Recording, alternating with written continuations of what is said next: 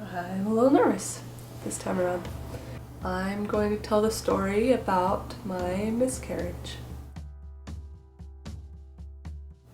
So June 11th was the day we were loading the moving truck in Santa Cruz, and I had stayed up all night the night before and the night before that. So it had been almost 72 hours since I had slept. I had started to feel nauseous and really achy in my belly. So I was like, I think I should take a pregnancy test, because if I am pregnant, I need to be careful loading a moving truck. So it was a little early to take a pregnancy test, but I felt like I should take a test, and I did, and it was positive. And like I said, it was the day we were loading the truck, and I had not slept for 2 nights in a row. So I was already kind of emotionally unstable and stressed out, so to have that thrown in there, it was a little overwhelming, to say the least. I could not stop shaking when I saw the positive test. My hands are shaking, so I don't know if it's going to focus. But yeah, that says pregnant. Let's see what Robert says. Robert, can you come here a minute? Oh my gosh, I'm pregnant. We're loading the moving truck today, and I'm pregnant.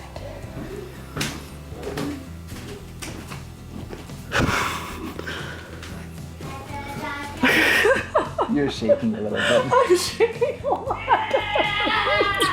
Oh, you're videotaping this. Yes.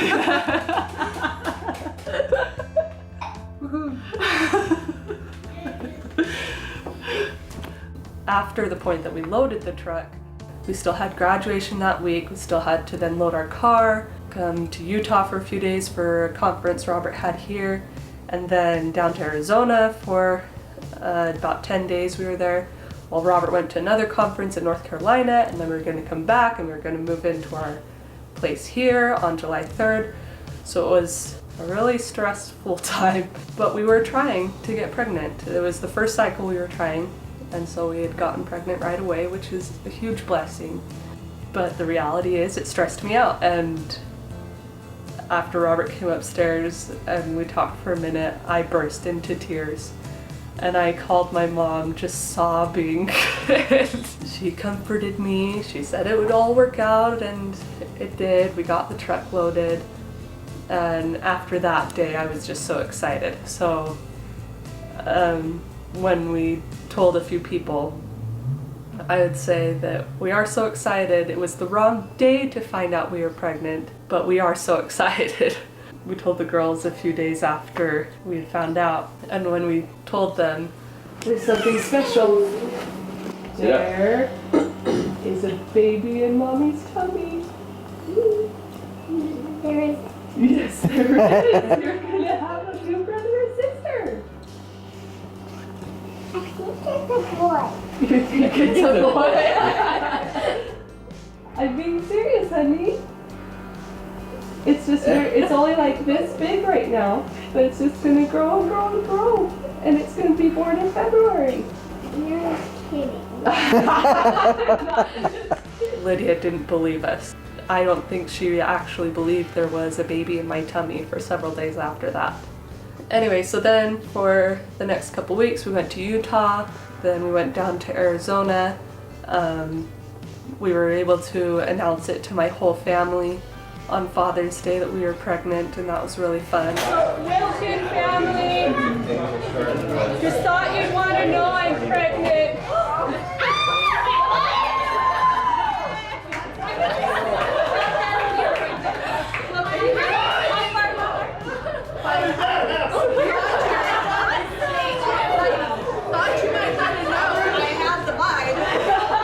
And then Robert went to North Carolina, but I was in charge of all of our kids by myself, and if I got really exhausted I'd feel nauseous, but for the most part I was just tired. I just wanted to nap all day.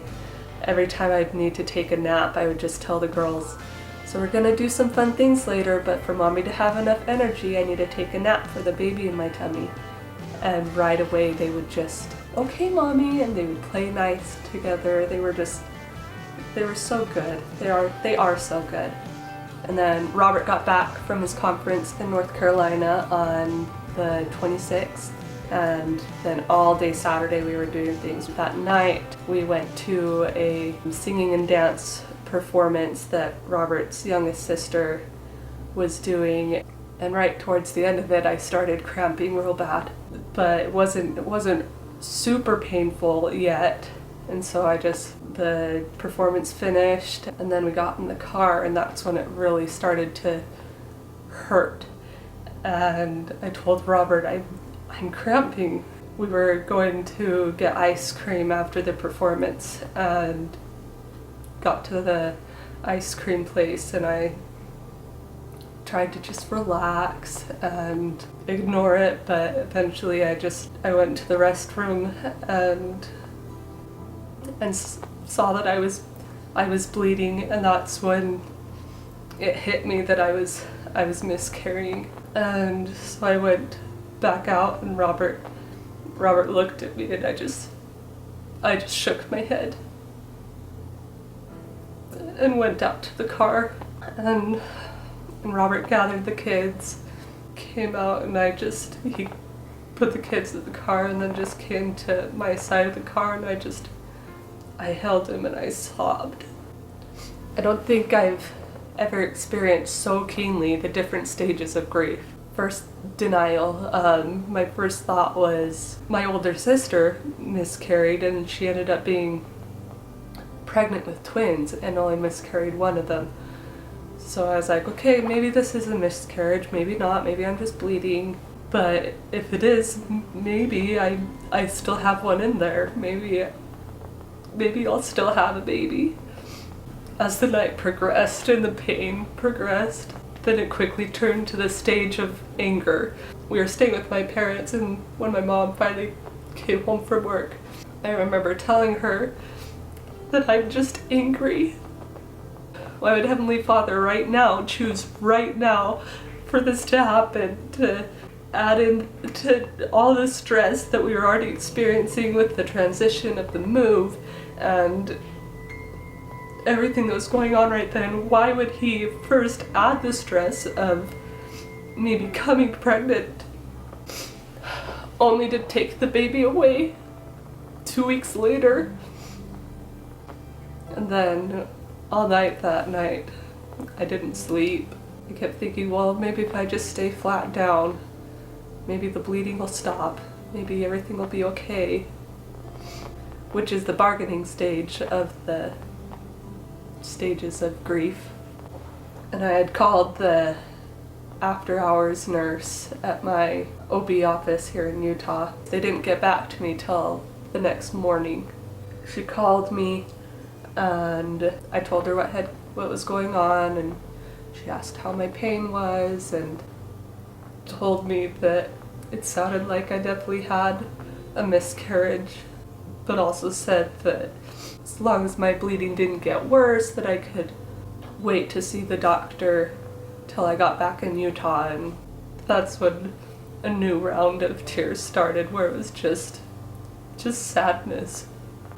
Robert's parents took our kids to church so that Robert could just stay with me that day while I just cried. And I think by the end of that day, I had accepted it for what it was and started healing, but healing emotionally took a long time and is still happening, because your hormones and emotions are already compromised because you were pregnant. And then to deal with that kind of loss, because I really had lost a baby that I had thought I would have and hold and love.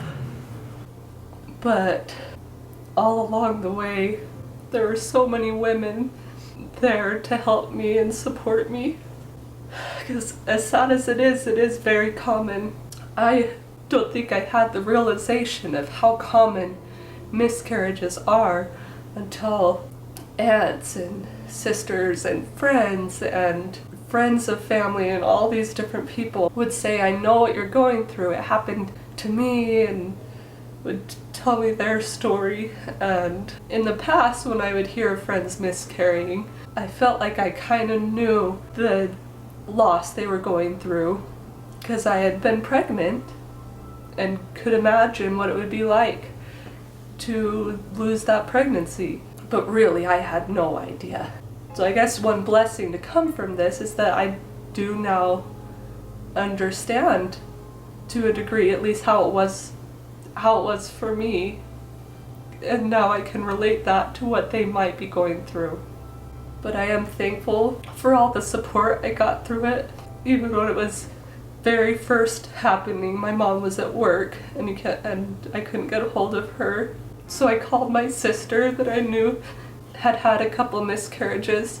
So then as the days and weeks went on, like the day after we moved into our new place, Robert's aunt and uncle and their kids were passing through on the way to a family vacation up in Park City and decided to stop and help us out for a bit, and ended up staying for several hours and offered so much help. And then that night we went out to dinner, and there was a point where it ended up just being me and Robert's aunt at the table. So she just asked me how I was doing, and it was good to be so busy at that time because it kind of kept my mind off of it. But if I kept my mind off of it for too long, then it would kind of build up and explode. And so just having her ask me and be able to talk about it for a little bit helped. And I found that would happen a lot. And I would feel like I would be doing fine. But like I ran into a cousin at Costco and she didn't even know anything about the miscarriage. And we didn't even talk about that.